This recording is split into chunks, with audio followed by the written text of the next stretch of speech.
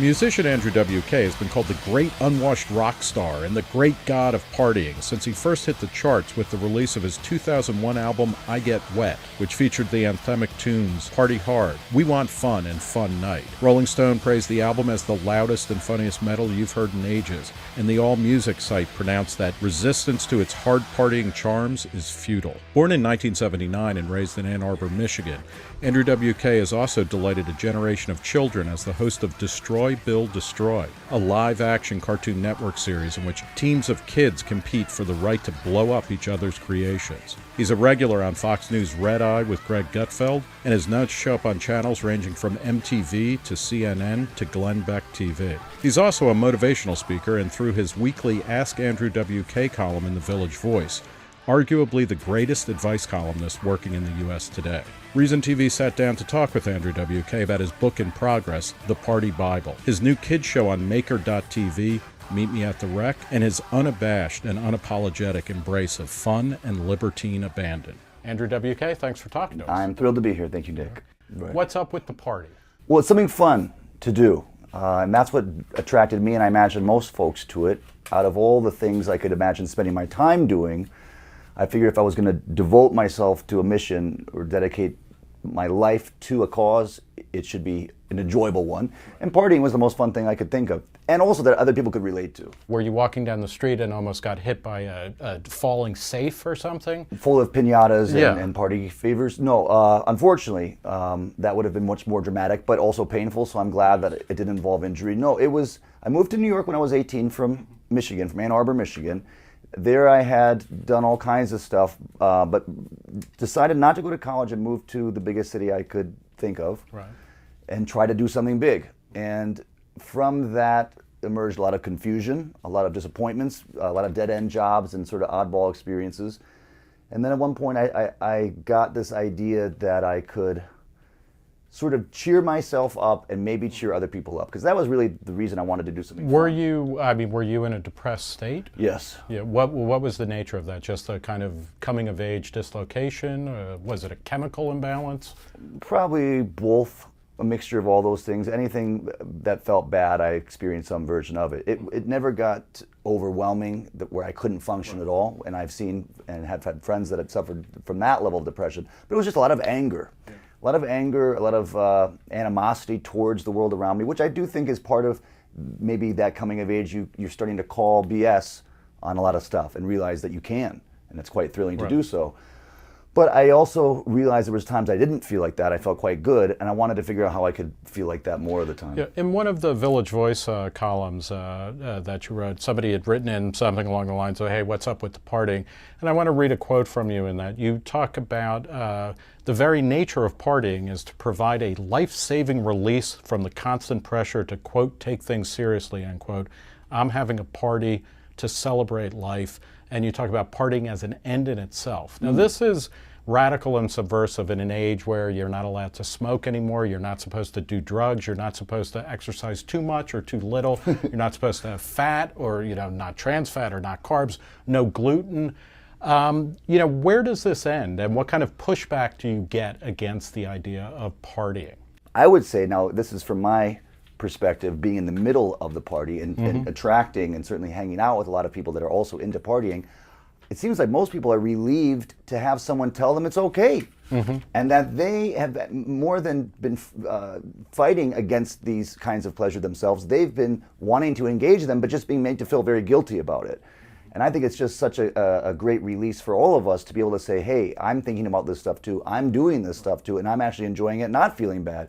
And if I can be a role model in that way, I never thought I would be a role model for anything, but a role model for fun, I can do that. You have hosted a couple of kids shows. I mean, the great Destroy, Build, Destroy, which explain the premise for some of the one or two viewers who haven't seen this. With the sort of the structure that we're on right now, talking about fun, I mean, this was a very subversive show that I didn't necessarily set out to be, but there was a lot of explosions. And in fact, there had never been that level of destruction and young people in such close proximity on TV and before. So this is a competition show. It's a game show, yeah. There's two teams of kids, and they destroy a bunch of stuff, usually blowing it up. Then they build something. Exactly. And then the winner of the competition gets to destroy the other person's, other team's thing. And these were really big explosions. And we had tanks and we had bazookas. But I thought, isn't this great that we're using weaponry purely for fun, you know, just for the spectacle, like a fireworks show. And that, isn't it satisfying, especially as a kid, to, you know, if you're riding a school bus every day to school, blow up the school bus. Now that, of course, was very offensive to, and frightening to other people as well. But certainly none of the kids, they thought that was awesome. Because you can have fun blowing something up and it doesn't have to be violent. Yeah, and this puts me in mind of you toured not too long ago with Marky Ramone in the great movie Rock and Roll High School. I mean, that ends with the destruction of Vince Lombardi High. It's like unthinkable now. You would never be allowed to do that. I mean, are we in a particularly sour period where people just don't want to allow that excess of pleasure or of fun or of unbridled ecstasy? I would like to think that there's been waves of this. We certainly have seen more button-down eras before. We came off maybe a high point of free, open-minded thinking and exuberance that now we're maybe retreating from again. Maybe that's just the ebb and flow of human nature. But also, there are people that want to do things in life, and then there are people that don't know what they want to do. So I think they think telling other people what they're doing is what they end up doing. Sort of, you know, like if someone's excitement is to create a song, and someone else can't come up with a song, maybe their thrill is to tell someone else what they think about their song on a very passionate level that even involves, you know, impacting that person's ability to get that song out. And I thought, well, maybe, you know, this adds more dialogue. Maybe it doesn't have to, you know, trample on anyone's party, because no one's actually been able to stop me from partying so far.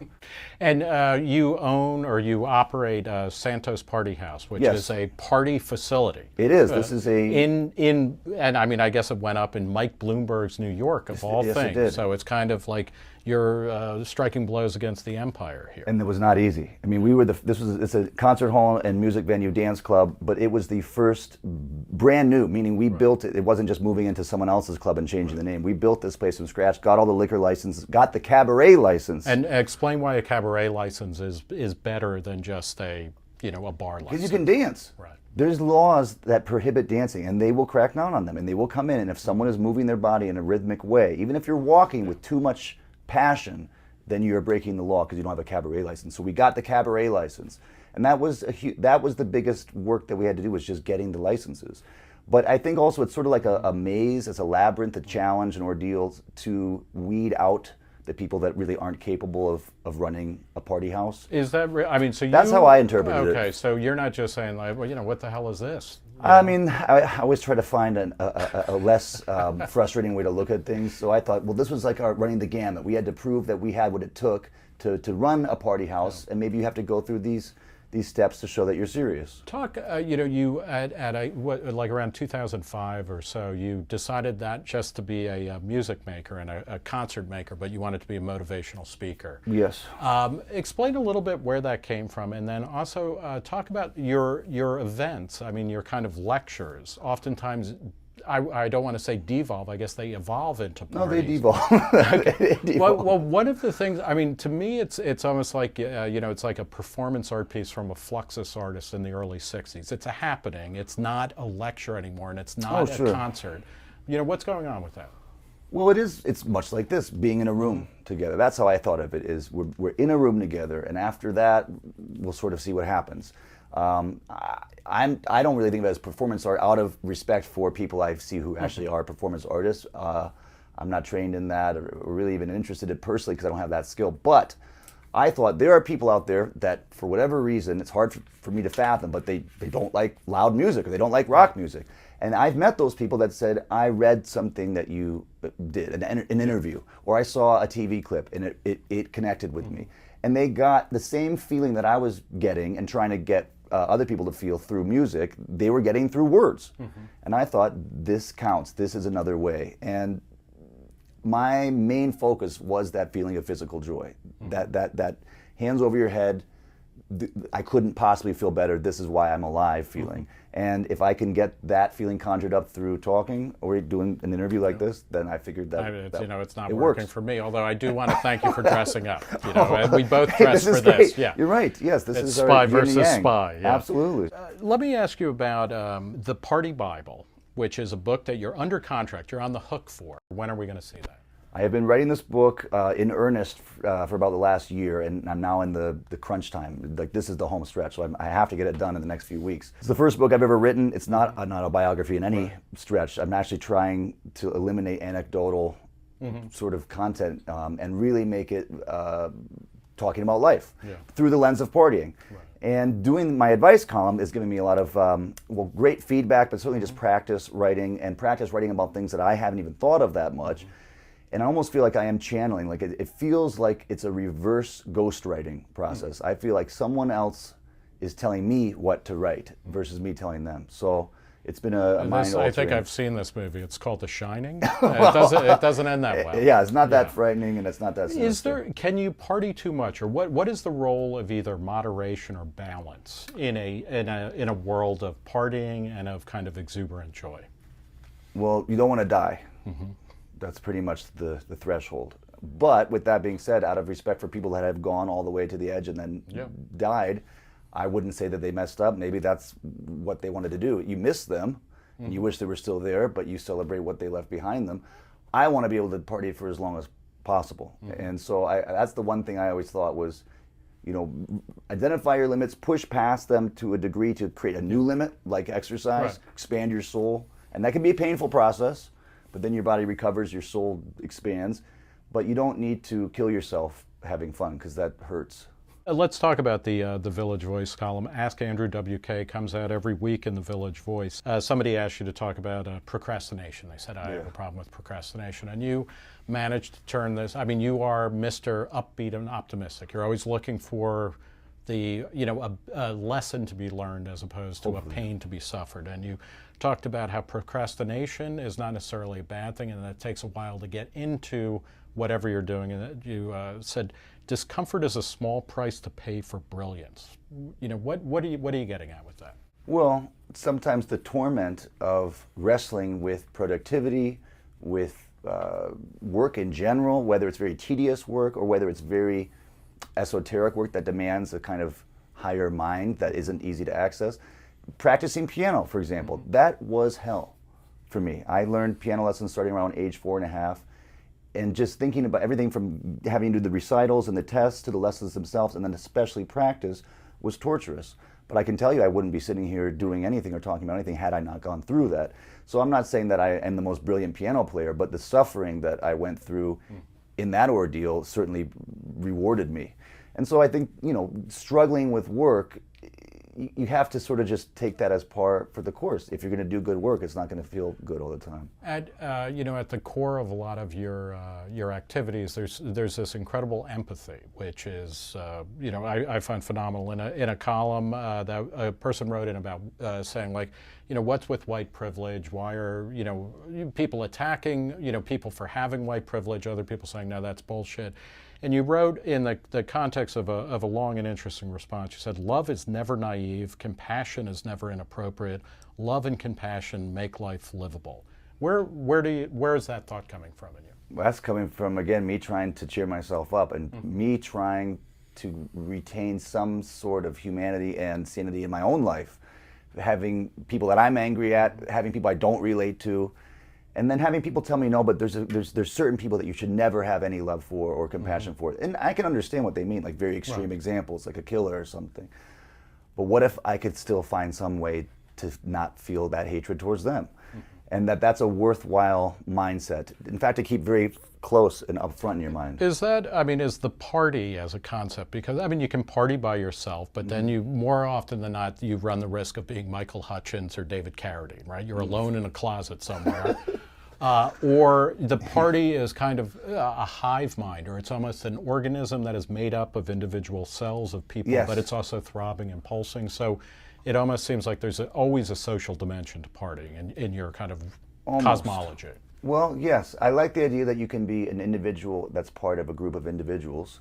And a friend of mine who actually has become a very successful, for real philosopher, he was talking about the word party and how it essentially came from the root word parte or partition, which is to actually remove yourself from a larger group, to identify with people in a specific way, in a closer, not necessarily even celebratory way, but just, as a party of like-minded individuals. But you can, there's something very funny and paradoxical about that. You're celebrating a collective feeling by removing yourself from a larger collective group. And ultimately, I do think a party of one is sort of the strongest mindset, or that is what this is getting at, that you can party with people that you don't know at all and have nothing in common with, and you can party completely by yourself with the understanding that other people are out there doing the same thing. I'm someone who has felt left out, so I always wanted to try to draw people. My biggest goal actually coming out of high school was to try to connect with people that I didn't like, that didn't like me, and to find some place where we had a common ground, and that was that party mindset. Talk a little bit about your childhood. You're the son of academics. Yes. You grew up in Ann Arbor, which means you suffered under going to University of Michigan, which, as somebody who graduated from Rutgers and recently saw, even Rutgers football can beat Michigan these days. It's a horrible place to be from. But what was your childhood? I mean, why did you feel so alienated? Well, first of all, it was a great place to grow up because it was very radical. And as far as culture goes, I mean, I had access and exposure to stuff that still blows my mind. And the more time I spent away from where I grew up, I realized that really was special. So I was very thankful for all the weirdos and wackos and extreme people that I got to encounter that showed me how vast the world was. It was like the exact opposite of a sheltered childhood. But I found myself very angry at a lot of the, not college students, but just sort of the general atmosphere of the school, I guess. And that's maybe why I didn't go to college, even though my dad still is a professor. And he said, look, I teach college, it's no big deal. He knew from firsthand experience that I didn't have to go. But I think that did probably push me away to find some other way of connecting with those people without having to do it on their terms. Speaking of fathers, in a great column from a little while ago, a person wrote in saying, my dad is a right-wing asshole. The writer went on to say, like, he can't stand his father anymore and that he loves his father, but his father's politics are so awful. And you responded by that of like saying, hey, you have to step back, and I quote, the world is being destroyed by one side believing the other side is destroying the world. So again, there's that push towards empathy. What about ISIS? What about Islamic radicals who are beheading people? How do you deal with that in the real world? Well, I think that, fortunately, there is a way to apply even these most extreme, potentially idealist or even naive ways of thinking to the real world. I think even in that same response, I said, and if we're put in a position where we have to kill someone or be killed, realize you're killing a human, right? A person probably much like you. And it's just, that's what it has come to. I think it's what really has bothered me is when someone says, like, that person's a monster. Sort of alluding to that there's no part of me that has anything to do with that human, that I would never even be capable of it. And I think we're all capable of all kinds of things. There's mental illness, there's people that are wired differently.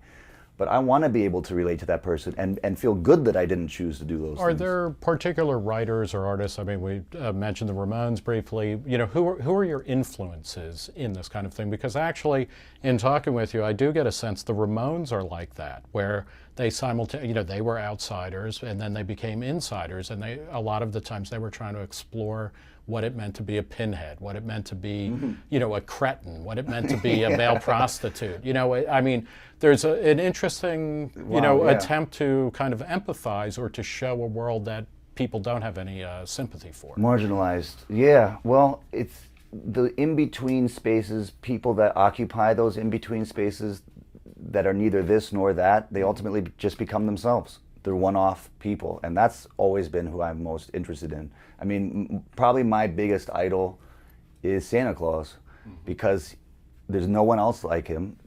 Everyone is familiar with it. You don't even have to believe in him to believe in that he exists in this idea, and he cheered people up. And yet he's completely of himself, and yet there could even be a million Santas. It's a state of mind.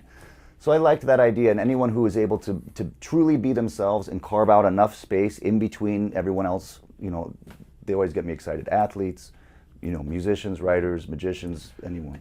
Who are the musicians that have really fired up your creative juices? Well, I like all kinds of music, but the ones I have to give credit to my piano teachers, because that was the first time I ever felt anything about probably anything. The first time I had an orgasmic feeling, it was actually when they would play. Every lesson, they would show me what they were working on, and that's what kept me going to these lessons, to hear them playing at that level. And I would get chills up and down my body. I would get this feeling that I never got before. And after a while, a few times, I said, wait a minute, this isn't a fluke. Like, this happens from music. This happens from things in life. Like, this means I like this thing. I mean, that's how primitive my thinking was. And chasing after that feeling and trying to create it over and over and over again, and hopefully for other people too, it's joy. That's my mission. I'm a joy boy. Now, is the joy boy the real you? You're willing to try on different masks or different identities in different circumstances. We go through different phases, and you're kind of conscious of that. Do you think that is more common these days? I mean, are people, as they get, millennials, Gen X, baby boomers maybe, there's more of a sense of play, of like, okay, well, I can try on this identity for a while and see how the world looks from it. And is that a good thing? I mean, play in general and playing with yourself in every way. Where this is, we can cut that out. Oh, no, please don't. The playing with your own life is about as good as it gets. And being able to see your life as something that can be played with. And that in fact, that's the most respectful way to take advantage of this gift of being alive in the world. I strongly believe in that. The idea of maybe what you're getting at with maybe authenticity and things, I like processed existence, things that have been worked over and fine-tuned to make them more exciting. I like processed food. I don't find a plain vegetable as interesting as one that's been processed. I like that people have worked very hard to make this experience for me, that they've manipulated it.